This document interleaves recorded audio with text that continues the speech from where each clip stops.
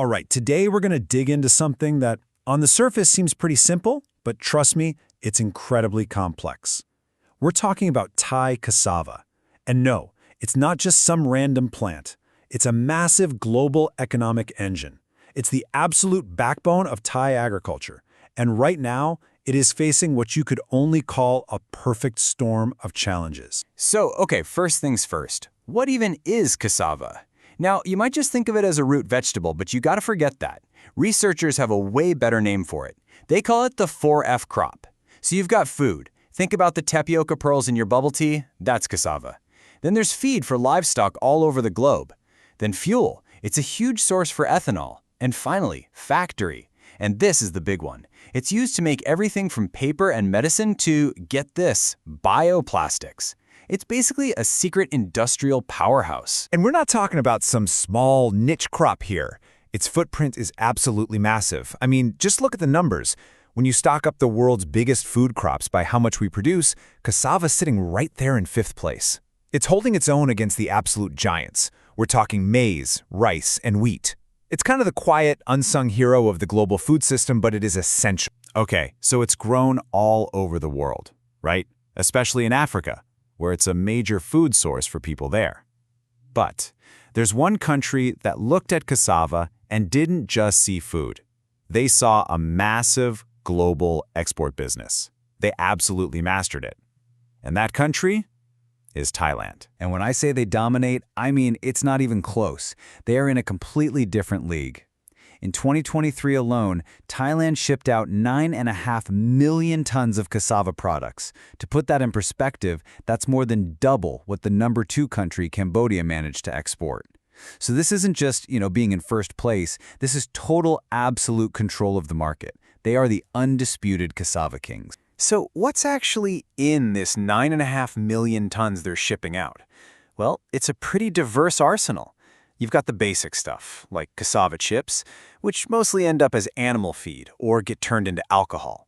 Then you have native starch, which goes into food, drinks, textiles. But then you start moving up the value chain to the really cool stuff, like modified starch.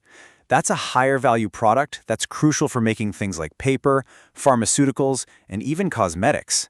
Each one of these things fills a really specific, really important industrial need somewhere in the world. But look, it's really easy to get lost in these huge numbers and talk about industry. Let's make this personal for a second. Behind every single one of those exports are people. We're talking about 640,000 farming households in Thailand. That's how many families depend on this one crop to make a living. For them, cassava isn't an abstract commodity. It's what puts food on their table. It's what pays for their kids' school. So you can imagine when this market gets shaky, it's these families, more than 500,000 of them, who feel those tremors first and feel them the hardest. Okay, so you're the king of exports. You've got all this product. What do you need? You need a buyer. A really, really big buyer. And for Thailand, well, there's one customer that doesn't just buy a lot. They tower over everyone else. And that creates, this giant opportunity. But at the same time, it creates a pretty terrifying risk. Just let this number sink in. 64%. Think about that. That means that nearly 2/3 of all of Thailand's cassava exports, the chips, the starch, the whole shebang, it all goes to one single country, China. This isn't just a big customer. This is the entire foundation of their export industry. And, we've all heard the saying, putting all your eggs in one basket is never a good idea. And this right here is the heart of the problem. This is the big what if. What happens when that one customer, the one buying almost 2/3 of everything you sell, suddenly decides, we're going to do something different? And this isn't just some hypothetical business school question. This is the reality that Thailand is staring down right now. And here's exactly how it played out. A policy decision made thousands of miles away in Beijing sent a massive shockwave straight to the cassava farms in Thailand. Basically, China decided it needed to focus on its own food security. So what did they do? They cranked up their own domestic corn production and then released huge amounts of their corn reserves, which made corn super cheap. And just like that, they didn't need to buy as much Thai cassava anymore. The impact on Thailand was instant, and it was brutal. I mean, you can see the damage right here. Look at the numbers for cassava chips, which was a huge export to China. In just 1 year, exports got cut by more than half. They just fell off a cliff from 4.5 million tons all the way down to 2 million. That's not a dip, that's a crash. And it's the perfect, painful example of just how vulnerable this whole industry was. So, as if relying too much on one customer wasn't enough, that's not the only storm on the horizon. There's actually a whole bunch of other big challenges all converging at the same time, and it's making the future look, well, really uncertain. First up, there's the climate. The entire industry's fate basically swings back and forth on these two big weather patterns. You have El Niño, which means drought and not enough rain. The harvest gets smaller and suddenly there's not enough cassava to go around. But then you get La Niña. That means lots of rain, great growing conditions, and suddenly you've got too much cassava and prices fall. It's this constant, exhausting weather roller coaster. And looking ahead, it looks like this wild ride isn't stopping anytime soon. Forecasters are saying that 2025 will still be tough because of the lingering drought from El Niño. Then, 2026 is supposed to be a rebound year. La Niña comes back, brings the rain, and things look up. But don't get too comfortable, because in 2027, El Niño is expected to be back, bringing another round of drought and another drop in production. I mean, how can you possibly plan for the long term with that much chaos? So let's break this down. What's the outlook for everyone involved? Well, if you just glance at this, you might think, hey, revenue's increasing, that's good.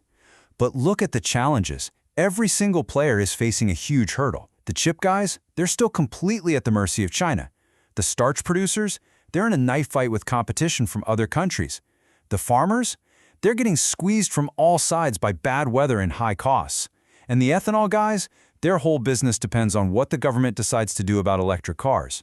The point is, there are absolutely no easy wins here for anyone. Okay, so let's zoom out for the big picture here. Why does any of this matter? Why should you, listening to this, care about a root crop in Thailand? Well, because the story of cassava is actually tied into some of the biggest questions that we are all facing globally. When you think about it, the future of cassava really comes down to a few massive what-ifs. What if it could become a truly reliable source for biofuels, helping us move away from oil? What if it could be the key ingredient for creating bioplastics and other sustainable materials, replacing oil-based products? And what if the industry can innovate fast enough to find these new markets and new uses? Because answering yes to these questions, that's how the industry finally gets out from under China's thumb and builds a future that's actually stable. But at the end of the day, after all that talk of innovation, you still have to come back to the core problem. And this quote from Krungsri Research really says it all. The industry still faces risks from its high dependence on a single market, especially China.